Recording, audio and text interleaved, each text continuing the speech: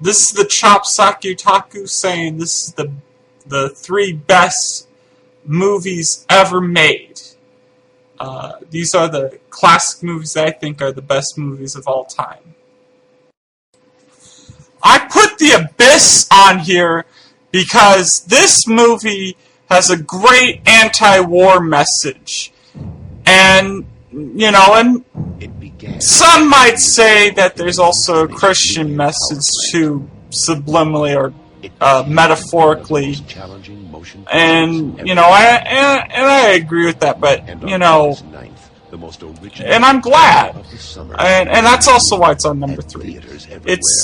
It is a great movie. I think it's the 3rd best movie of all time.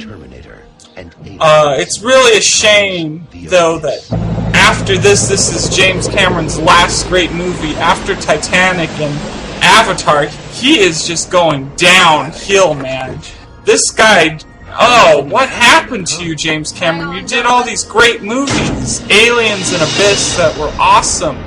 What happened to you, James Cameron? But this movie is awesome. James Cameron's last great movie.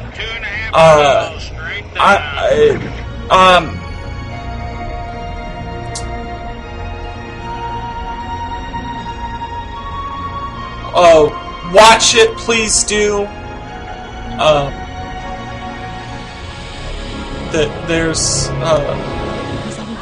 It's one of the few good movies by Fox. This and Aliens is the only 2 good movies by Fox. Fox hasn't made anything else good. Whatever happens, it's up to us. Yeah, Fox, what's going on with you? You know, you only make 2 good movies? Anyway.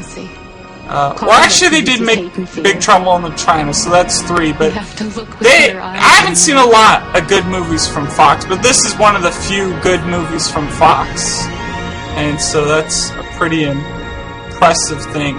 Talk to me, bud, please. Do you hear me?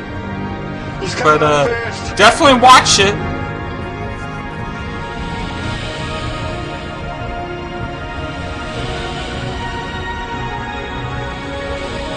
I need to know if you're okay.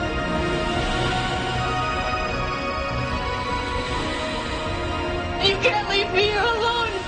You never backed away from anything in your life. Now fight!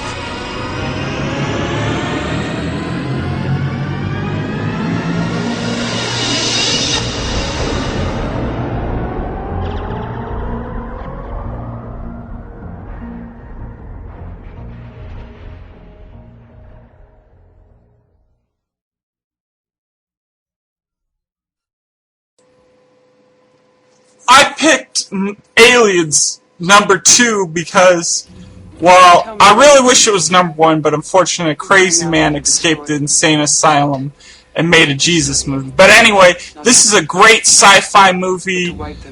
This is awesome. The best sci-fi movie ever made, bar none. There will never be a greater sci-fi movie ever in the history of sci-fi movies. There'll never be a greater sci-fi movie than Aliens.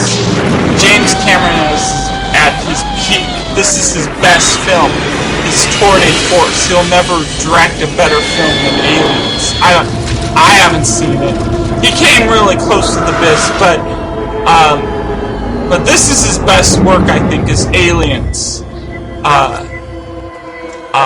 I really wanted to make it number 1, but there's just this one Jesus movie that came out that made it to number 1.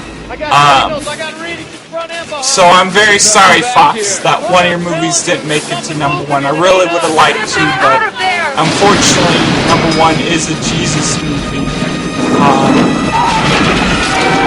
But it's awesome. It's the best science fiction movie ever made. There'll never be a better science fiction movie out there. Nobody can do it.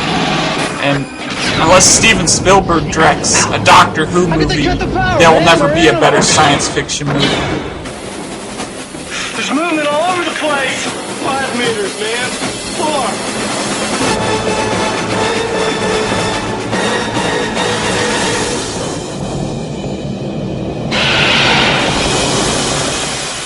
aliens. This time, it's war.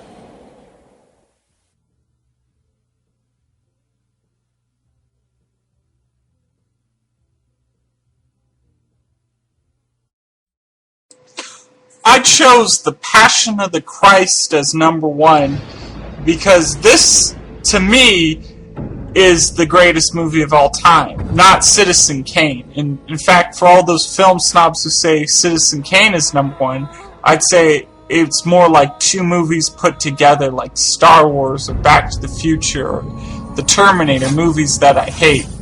But I will say what's better about Citizen Kane than those other movies is that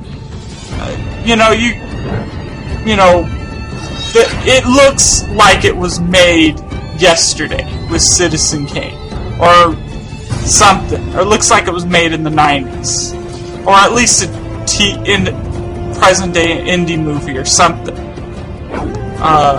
Even though it was made in the 30s, it's pretty amazing that it still looks very good for something made in the 30s. But that's about it. If one of the characters actually said, hey, the sled is Rosebud in the movie, then yeah, I would love it just as much. But nobody actually said that, nobody actually said that, or the guy didn't say that, he just thought it was dumb. If somebody actually would have said that, and, then that would have made the movie awesome.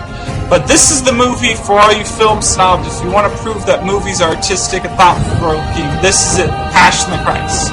Some say it's anti-Semitic. I don't know.